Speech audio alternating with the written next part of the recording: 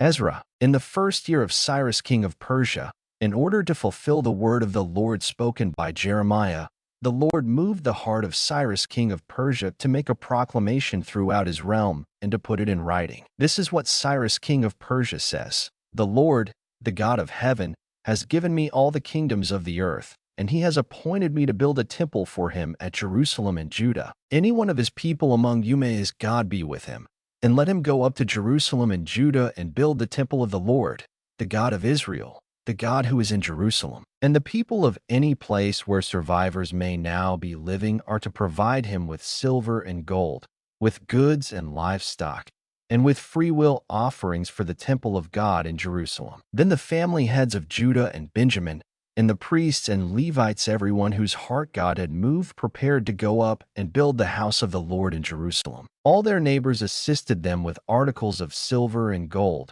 with goods and livestock, and with valuable gifts, in addition to all the freewill offerings. Moreover, King Cyrus brought out the articles belonging to the temple of the Lord, which Nebuchadnezzar had carried away from Jerusalem and had placed in the temple of his God. Cyrus king of Persia had them brought by Mithredath the treasurer, who counted them out to Sheshbazzar the prince of Judah. This was the inventory: gold dishes 30, silver dishes 1,000, silver pans 29, gold bowls 30, matching silver bowls 410, other articles 1,000. In all, there were 5,400 articles of gold and of silver. Sheshbazzar brought all these along when the exiles came up from Babylon to Jerusalem. Now these are the people of the province who came up from the captivity of the exiles, whom Nebuchadnezzar king of Babylon had taken captive to Babylon. They returned to Jerusalem and Judah, each to his own town, in company with Zerubbabel, Jeshua, Nehemiah, Sariah, Reelaiah, Mordecai, Bilshan, Misbar, Bigvai, Rehum, and Baanah, the list of the men of the people of Israel. The descendants of Parash 2,172, of Shephatiah 372, of Arah 775, of Kiriath-Jearim, Kephirah, of Pakath Moab through the line of Beeroth 743, of Ramah and Geba 621, Jeshua and Joab 2,812, of Elam 1,254, of Michmash 122, of Zada 945, of Bethel and Ai 223, of Zakkai 760, of Nebo 52, of Bani 642, of Magbish 156, of Bebay 623, of the other Elam 1,254, of Asgad 1,222, of Haram 320, of Adonicum 666, of Lod, Hadid and Ono 725, of Bigvai 2,056, of Jericho 345, of Aden 454, of Sina 3,630, of Ater through Hezekiah 98. The priests, the descendants of Jediah, through the family of Jeshua, of Bazai 323, 973, of Yorah 112, of Immer 1,052, of Hazem 223, of Pashur 1,247, of Gibbar 95, of Haram 1,017, the men of Bethlehem 123, the Levites, the descendants of Jeshua and Kadmiel, through the line of Netopha 56, Hodaviah 74, of Anathoth 128, the singers, the descendants of Asaph 128, of Asmaveth 42, the gatekeepers of the temple, the descendants of Shallum, Ater, Talmon, Akub, Hadadah, and Shobai 139, the temple servants, the descendants of Ziha, Hasupha, Tabaoth, Kuras, Siaha, Padon, Labana, Hagabah, Akub, Hagab, Shalmai, Hanan, Gidel, Gahar, Rhea, Rezin, Nekoda, Gazam, Uzzah, Paseah, Besay, Asna, Munim, Nephusim, Bakbuk, Hakupha, Harher, Baslith, Mahida, Harsha, Barkos, Sisera, Tema, Neziah, and Hadapha, the descendants of the servants of Solomon, the descendants of Sotai, Hassaphareth, Peruda, Jala, Darkon, Gidel, Shephatiah, Hatil, Pokereth, Hazabaim, and Ami, the temple servants and the descendants of the servants of Solomon 392. The following came up from the towns of Tel Melah, Tel Harsha, Kerub, Adnan, and Immer, but they could not show that their families were descended from Israel. The descendants of Deliah, Tobiah and Nekoda 6:52. And from among the priests, the descendants of Hobiah, Hakaz, and Barzillai, a man who had married a daughter of Barzillai the Gileadite and was called by that name. These searched for their family records, but they could not find them, and so were excluded from the priesthood as unclean. The governor ordered them not to eat any of the most sacred food until there was a priest ministering with the Urim and Thummim. The whole company numbered 42,360, besides their 7,337 menservants and maidservants. And they also had 200 men and women singers. They had 736 horses, 245 mules, 435 camels, and 6,720 donkeys. When they arrived at the house of the Lord in Jerusalem, some of the heads of the families gave freewill offerings toward the rebuilding of the house of God on its site. According to their ability, they gave to the treasury for this work 61,000 drachmas of gold, 5,000 minas of silver, and 100 priestly garments. The priests, the Levites, the singers, the gatekeepers, and the temple servants settled in their own towns, along with some of the other people, and the rest of the Israelites settled in their towns. When the 7th month came and the Israelites had settled in their towns, the people assembled as one man in Jerusalem. Then Jeshua son of Jozadak and his fellow priests and Zerubbabel son of Shealtiel and his associates began to build the altar of the God of Israel to sacrifice burnt offerings on it, in accordance with what is written in the law of Moses the man of God. Despite their fear of the peoples around them, they built the altar on its foundation and sacrificed burnt offerings on it to the Lord, both the morning and evening sacrifices. Then, in accordance with what is written, they celebrated the Feast of Tabernacles with the required number of burnt offerings prescribed for each day. After that, they presented the regular burnt offerings, the new moon sacrifices, and the sacrifices for all the appointed sacred feasts of the Lord, as well as those brought as freewill offerings to the Lord. On the first day of the 7th month, they began to offer burnt offerings to the Lord, though the foundation of the Lord's temple had not yet been laid. Then they gave money to the masons and carpenters, and gave food and drink and oil to the people of Sidon and Tyre, so that they would bring cedar logs by sea from Lebanon to Joppa, as authorized by Cyrus king of Persia. In the 2nd month of the 2nd year after their arrival at the house of God in Jerusalem, Zerubbabel son of Shealtiel, Jeshua son of Jozadak, and the rest of their brothers, the priests and the Levites and all who had returned from the captivity to Jerusalem, began the work, appointing Levites 20 years of age and older to supervise the building of the house of the Lord. Jeshua and his sons and brothers, and Kadmiel and his sons, descendants of Hodaviah, and the sons of Henadad and their sons and brothers, all Levites, joined together in supervising those working on the house of God. When the builders laid the foundation of the temple of the Lord, the priests in their vestments and with trumpets, and the Levites, the sons of Asaph, with cymbals, took their places to praise the Lord, as prescribed by David king of Israel. With praise and thanksgiving they sang to the Lord. He is good. His love to Israel endures forever. And all the people gave a great shout of praise to the Lord, because the foundation of the house of the Lord was laid. But many of the older priests and Levites and family heads, who had seen the former temple, wept aloud when they saw the foundation of this temple being laid, while many others shouted for joy. No one could distinguish the sound of the shouts of joy from the sound of weeping, because the people made so much noise, and the sound was heard far away. When the enemies of Judah and Benjamin heard that the exiles were building a temple for the Lord, the God of Israel, they came to Zerubbabel and to the heads of the families and said, "Let us help you build, because, like you, we seek your God and have been sacrificing to him since the time of Esarhaddon king of Assyria, who brought us here." But Zerubbabel, Jeshua, and the rest of the heads of the families of Israel answered, "You have no part with us in building a temple to our God. We alone will build it for the Lord, the God of Israel, as King Cyrus, the king of Persia, commanded us." Then the peoples around them set out to discourage the people of Judah and make them afraid to go on building. They hired counselors to work against them and frustrate their plans during the entire reign of Cyrus king of Persia and down to the reign of Darius king of Persia. At the beginning of the reign of Xerxes, they lodged an accusation against the people of Judah and Jerusalem. And in the days of Artaxerxes, king of Persia, Bishlam, Mithridath, Tabeel, and the rest of his associates wrote a letter to Artaxerxes.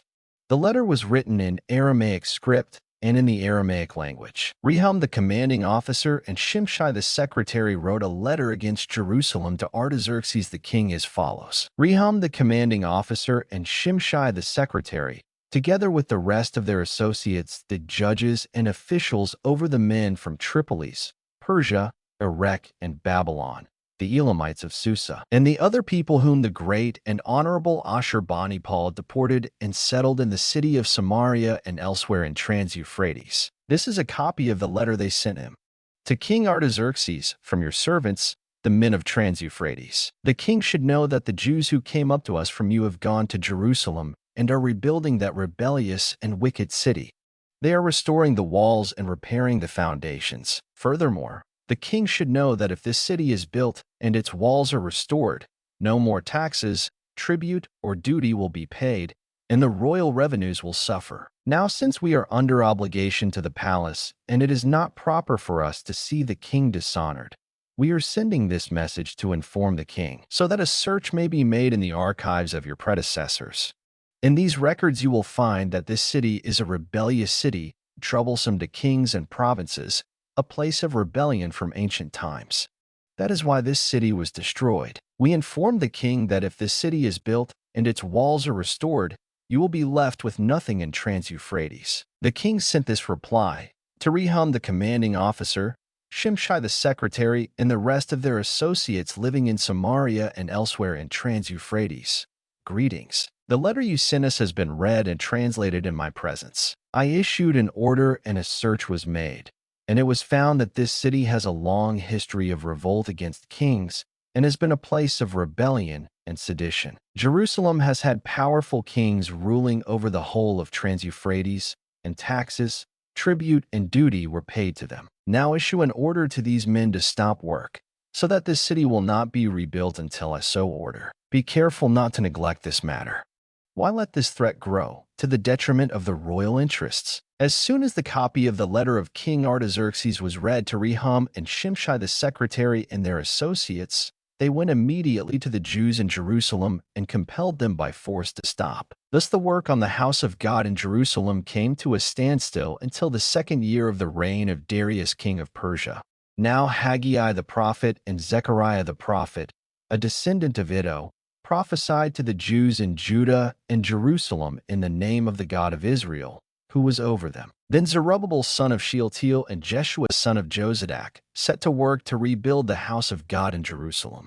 And the prophets of God were with them, helping them. At that time Tattenai, governor of Trans-Euphrates, and Shetharbozenai and their associates went to them and asked, "Who authorized you to rebuild this temple and restore this structure?" They also asked, "What are the names of the men constructing this building?" But the eye of their God was watching over the elders of the Jews, and they were not stopped until a report could go to Darius and his written reply be received. This is a copy of the letter that Tattenai, governor of Trans-Euphrates, and Shetharbozenai and their associates, the officials of Trans-Euphrates, sent to King Darius. The report they sent him read as follows. To King Darius, cordial greetings. The king should know that we went to the district of Judah, to the temple of the great God.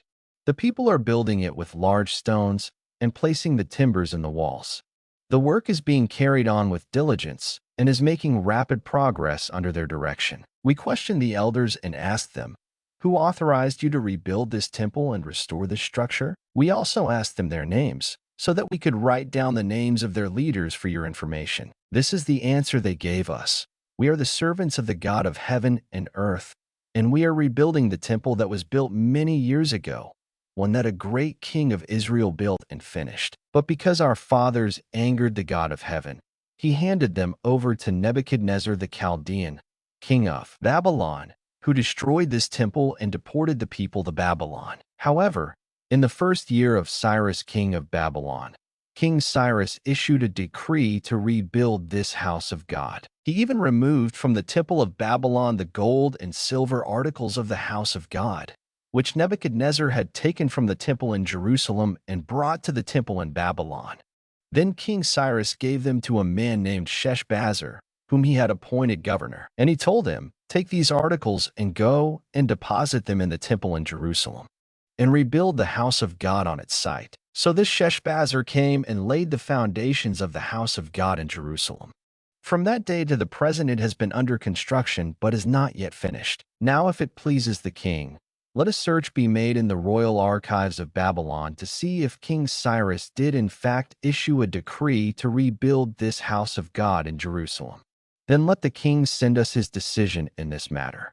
King Darius then issued an order, and they searched in the archives stored in the treasury at Babylon. A scroll was found in the citadel of Ecbatana in the province of Media, and this was written on it. Memorandum: in the first year of King Cyrus, the king issued a decree concerning the temple of God in Jerusalem.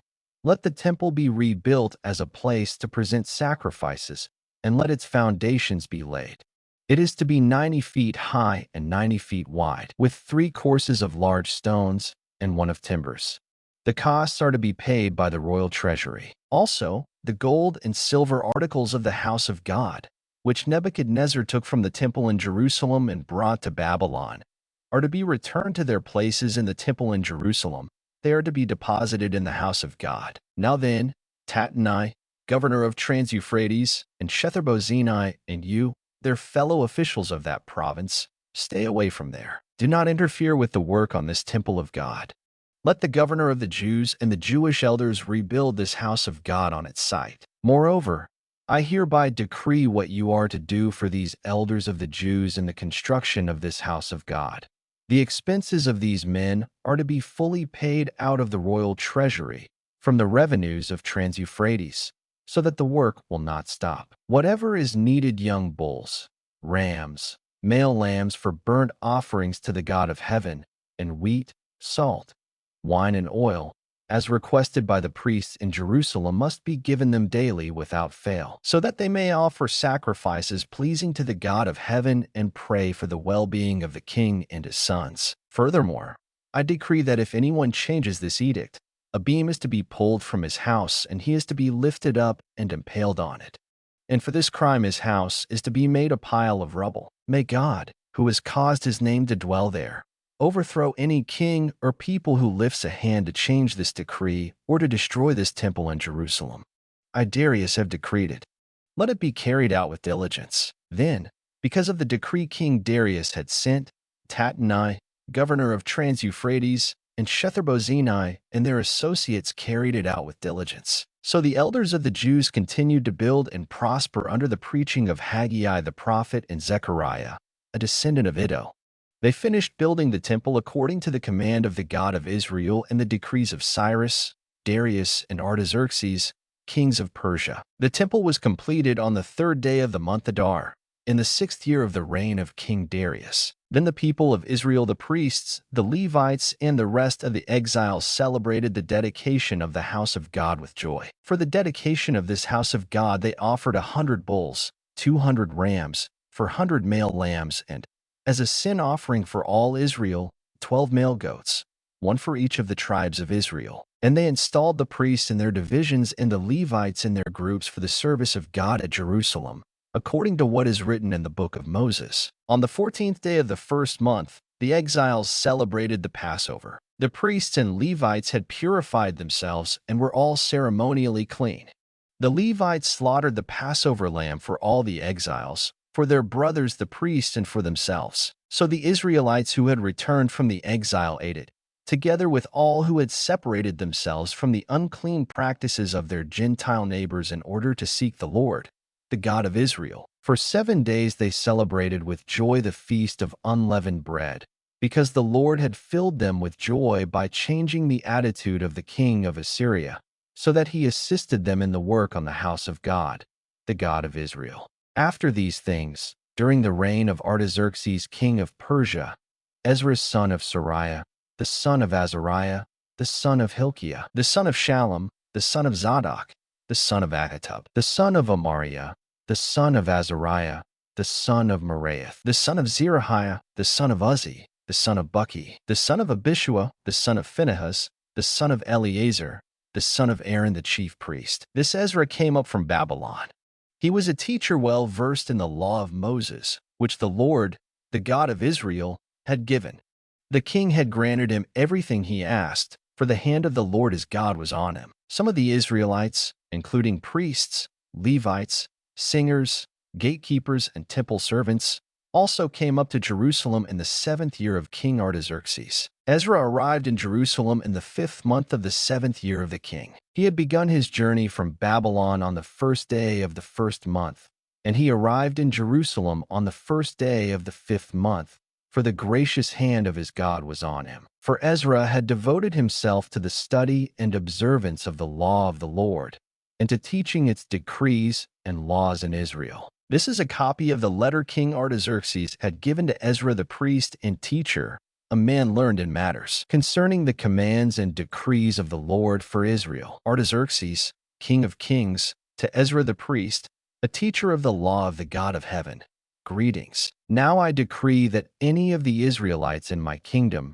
including priests and Levites, who wish to go to Jerusalem with you, may go. You are sent by the king and his 7 advisers to inquire about Judah and Jerusalem with regard to the law of your God, which is in your hand. Moreover, you are to take with you the silver and gold that the king and his advisers have freely given to the God of Israel, whose dwelling is in Jerusalem, together with all the silver and gold you may obtain from the province of Babylon, as well as the freewill offerings of the people and priests for the temple of their God in Jerusalem. With this money be sure to buy bulls, rams, and male lambs, together with their grain offerings and drink offerings, and sacrifice them on the altar of the temple of your God in Jerusalem. You and your brother Jews may then do whatever seems best with the rest of the silver and gold, in accordance with the will of your God. Deliver to the God of Jerusalem all the articles entrusted to you for worship in the temple of your God, and anything else needed for the temple of your God that you may have occasion to supply,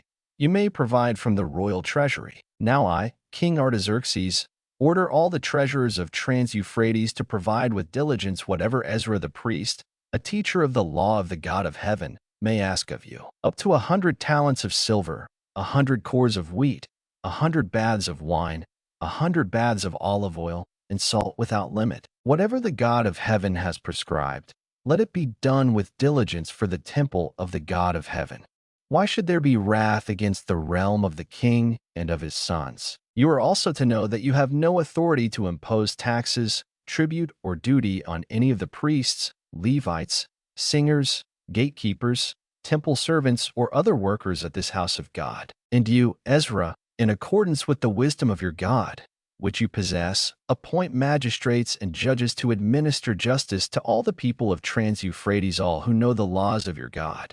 And you are to teach any who do not know them. Whoever does not obey the law of your God and the law of the king must surely be punished by death, banishment, confiscation of property, or imprisonment. Praise be to the Lord, the God of our fathers, who has put it into the king's heart to bring honor to the house of the Lord in Jerusalem in this way, and who has extended his good favor to me before the king and his advisers and all the king's powerful officials. Because the hand of the Lord my God was on me, I took courage and gathered leading men from Israel to go up with me. These are the family heads and those registered with them who came up with me from Babylon during the reign of King Artaxerxes. Of the descendants of Phinehas, Gershom; of the descendants of Ithamar, Daniel; of the descendants of David, Haddish; of the descendants of Shechaniah; of the descendants of Parash, Zechariah, and with him were registered 150 men. Of the descendants of Pahath-Moab, Elihoenai son of Zerahiah, and with him 200 men. Of the descendants of Zattu, Shechaniah son of Jahaziel, and with him 300 men. Of the descendants of Adin, Ebed son of Jonathan, and with him 50 men. Of the descendants of Elam, Jeshiah son of Athaliah, and with him 70 men. Of the descendants of Shephatiah, Zebediah son of Michael, and with him 80 men. Of the descendants of Joab, Obadiah son of Jehiel, and with him 218 men. Of the descendants of Bani, Shelemith son of Josiphiah, and with him 160 men. Of the descendants of Bebe, Zechariah son of Bebe, and with him 28 men. Of the descendants of Azgad, Johanan son of Hakatan, and with him 110 men. Of the descendants of Adonikam, the last ones, whose names were Eliphalet, Jewel, and Shemaiah, and with them 60 men. Of the descendants of Bigvai, Uthai and Zachar, and with them 70 men. I assembled them at the canal that flows toward Ahava, and we camped there 3 days.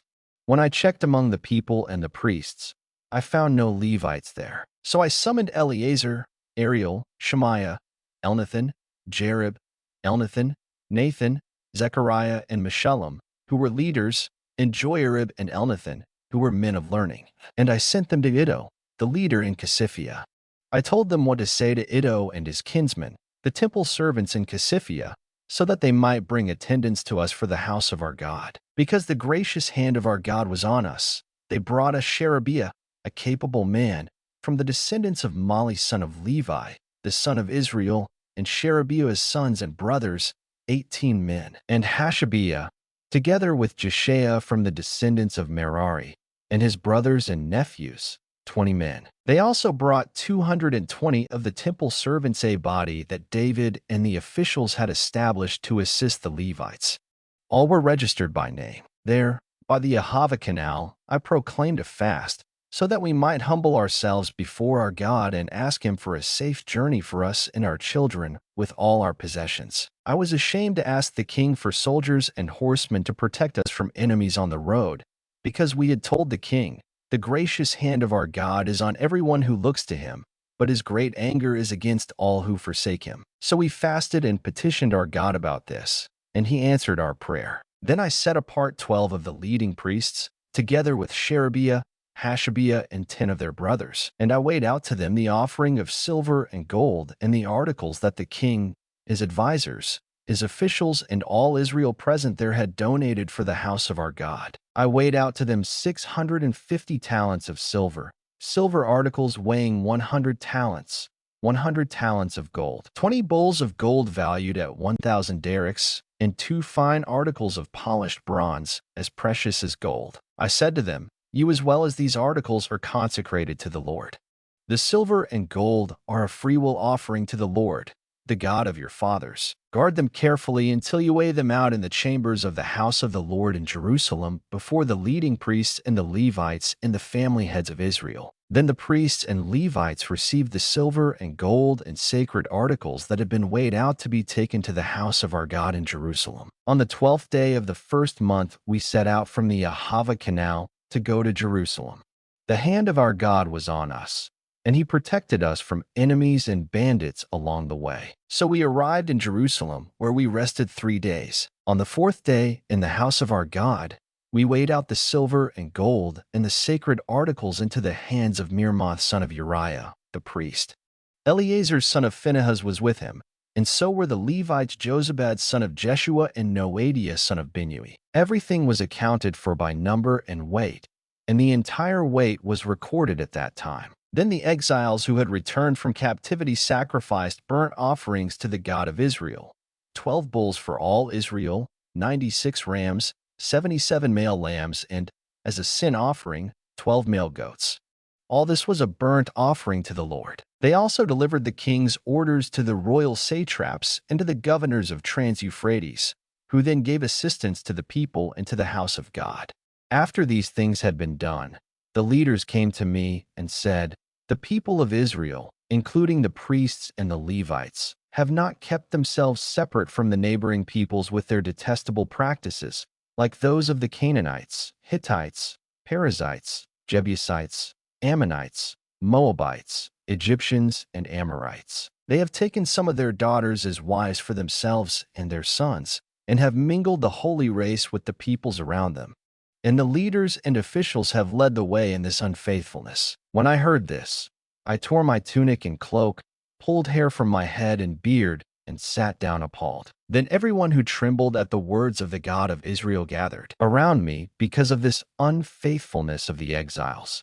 And I sat there appalled until the evening sacrifice. Then, at the evening sacrifice, I rose from my self-abasement, with my tunic and cloak torn, and fell on my knees with my hands spread out to the Lord my God, and prayed, "Oh my God, I am too ashamed and disgraced to lift up my face to you, my God, because our sins are higher than our heads and our guilt has reached to the heavens. From the days of our forefathers until now, our guilt has been great. Because of our sins, We and our kings and our priests have been subjected to the sword and captivity, to pillage and humiliation at the hand of foreign kings, as it is today. But now, for a brief moment, the Lord our God has been gracious in leaving us a remnant and giving us a firm place in His sanctuary.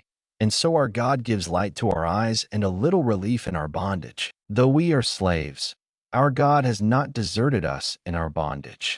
He has shown us kindness in the sight of the kings of Persia. He has granted us new life to rebuild the house of our God and repair its ruins. And He has given us a wall of protection in Judah and Jerusalem. But now, O our God, what can we say after this? For we have disregarded the commands You gave through Your servants the prophets when You said, The land you are entering to possess is a land polluted by the corruption of its peoples. By their detestable practices they have filled it with their impurity from one end to the other. Therefore, do not give your daughters in marriage to their sons or take their daughters for your sons.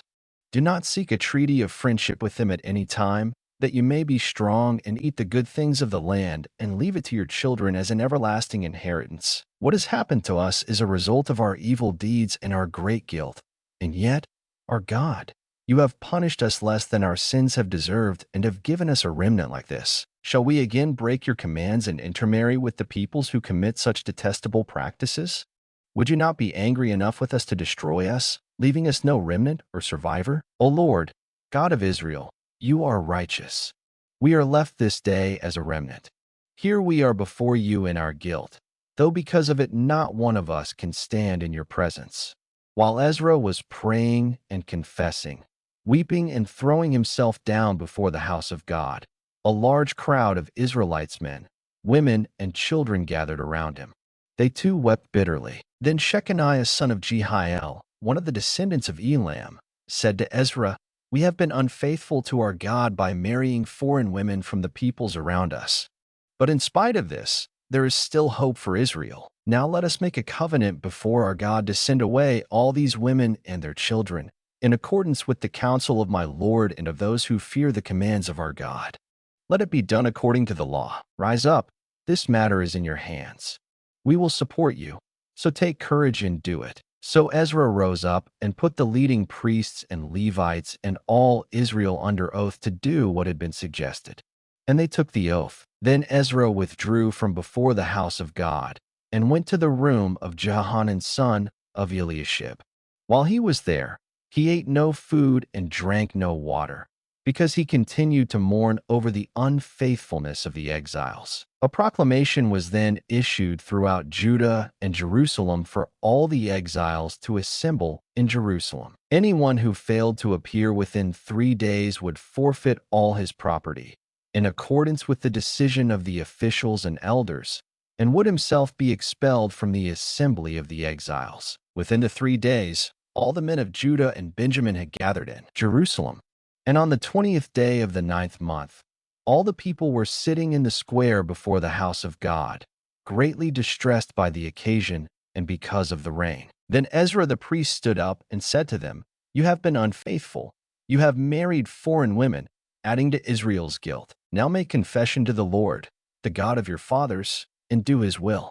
Separate yourselves from the peoples around you and from your foreign wives. The whole assembly responded with a loud voice, You are right. We must do as you say, but there are many people here and it is the rainy season, so we cannot stand outside.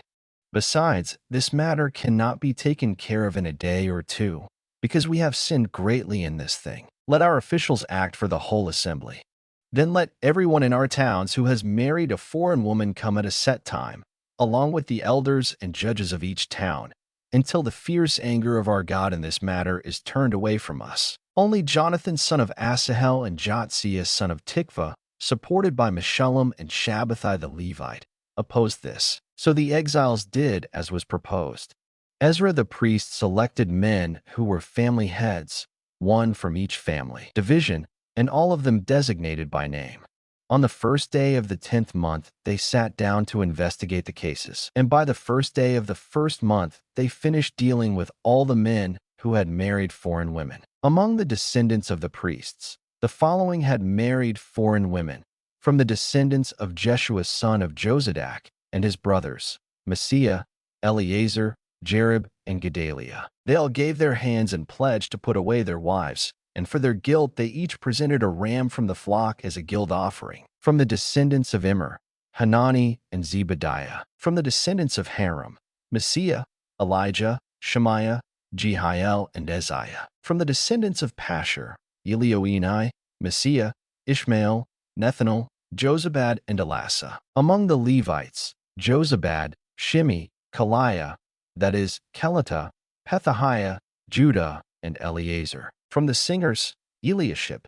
From the gatekeepers, Shallum, Telem, and Uri. And among the other Israelites, from the descendants of Parash, Ramiah, Izziah, Malchijah, Mijamin, Eleazar, Malchijah, and Benaiah. From the descendants of Elam, Mattaniah, Zechariah, Jehiel, Abdi, Jerimoth, and Elijah. From the descendants of Zatu, Elioenai, Eliashib, Mattaniah, Jerimoth, Zabad, and Aziza. From the descendants of Bebe, Jehohanan, Hananiah, Zabbai, and Athli. From the descendants of Bani, Meshullam, Malach, Adaiah, Jashub, Sheol, and Jerimoth. From the descendants of Pathith Moab, Adnah, Kelal, Benaiah, Messiah, Mattaniah, Bezalel, Binui, and Manasseh. From the descendants of Haram, Eleazar, Ishijah, Malchijah, Shemaiah, Shimeon, Benjamin, Malach, and Shemariah. From the descendants of Hazam,